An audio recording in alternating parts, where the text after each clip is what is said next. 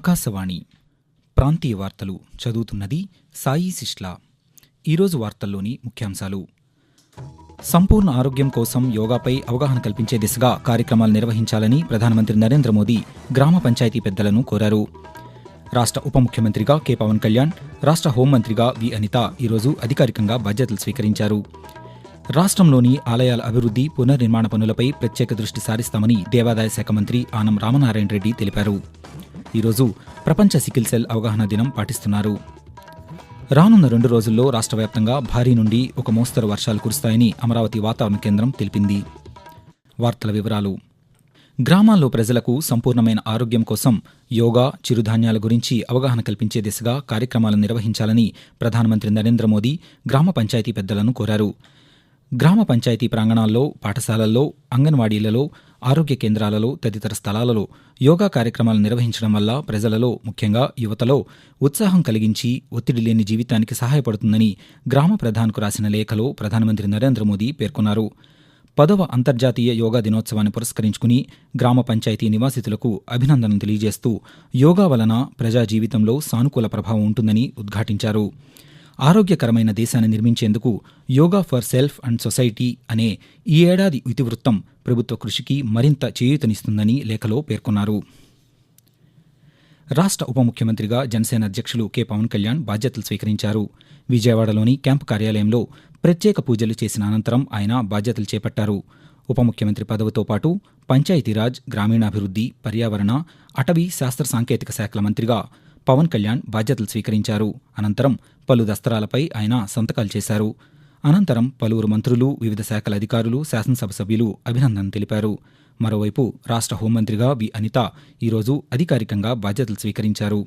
Velagapudi సచివాలయంలోని black 2లో దస్తరాలపై సంతకాలు చేసి బాధ్యతలు చేపట్టారు. బాధ్యతలు చేపట్టిన అనంతరం పోలీసు అధికారులు, వివిధ శాఖల అధికారులు ఆమెకు అభినందనలు తెలిపారు. ఆంధ్రప్రదేశ్లోని ఆలయాల అభివృద్ధి, పునర్నిర్మాణ పనులపై ప్రత్యేక దృష్టి సారించి పూర్వ వైభవానికి కృషి చేస్తానని రాష్ట్ర దేవాదాయ శాఖ మంత్రి ఆనం రామనారాయణ రెడ్డి తెలిపారు. నిన్న నెల్లూరు నగరం సంతపేటలో పాత్రికేయులతో ఆయన మాట్లాడుతూ ఆంధ్రప్రదేశ్లో శతాబ్దాల చరిత్ర ఉన్న ఎన్నో ఆలయాలున్నాయన్నారు.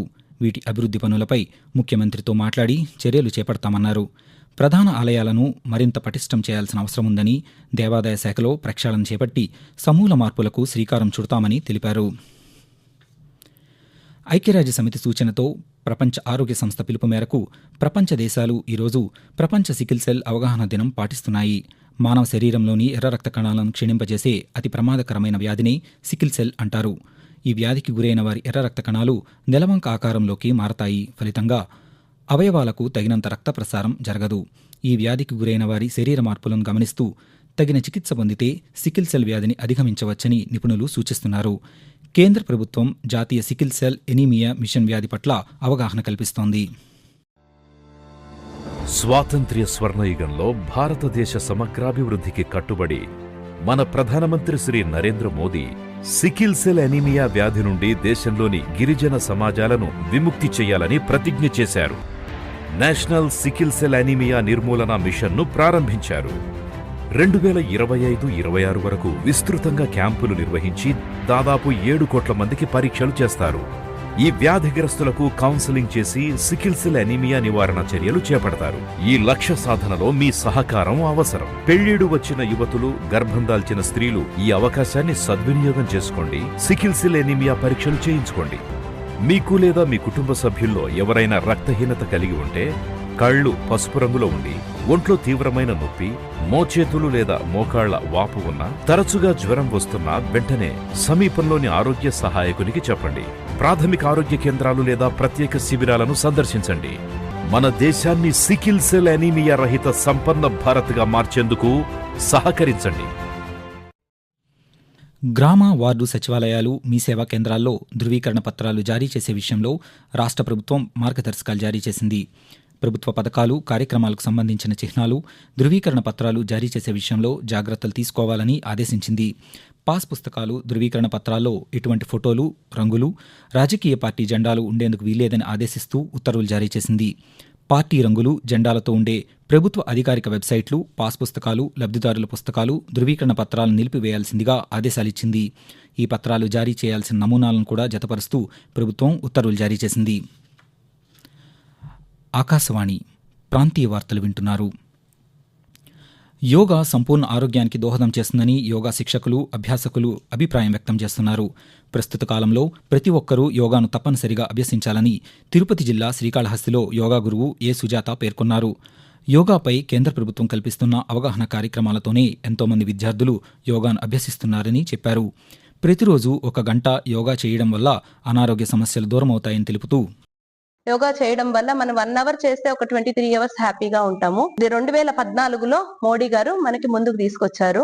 ఆయన ఇన్స్పిరేషన్ వల్ల మనమందరం యోగా డే అనేది జరుపుకుంటున్నాము. ఇప్పుడు ఉష్ట్రాసనం చేయడం వల్ల థైరాయిడ్ ప్రాబ్లమ్స్ గానీ, సేతుబందగా చేయడం వల్ల బ్యాక్ పెయిన్ గానీ, వక్రాసనం చేయడం వల్ల మనకి షుగర్ కంట్రోల్ అవ్వడం గానీ, మళ్ళీ కొన్ని వృక్షాసనం అలాంటివి చేయడం వల్ల సయాటికా పెయిన్ గానీ, బ్యాక్ పెయిన్ గానీ ఇబ్బందుల వల్ల నేను చేస్తున్నాను యోగా.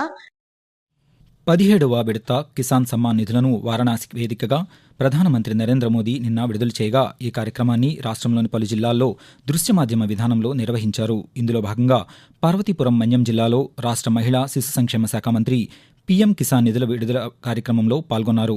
ఈ సందర్భంగా జిల్లాలోని 1,13,865 మంది రైతులకు 22.77 కోట్ల రూపాయలను బ్యాంకు ఖాతాల్లో జమ చేశారని మంత్రి తెలిపారు. రైతుల ఆర్థిక స్వావలంబనకు పీఎం కిసాన్ నిధులు దోహదపడతాయని అన్నారు.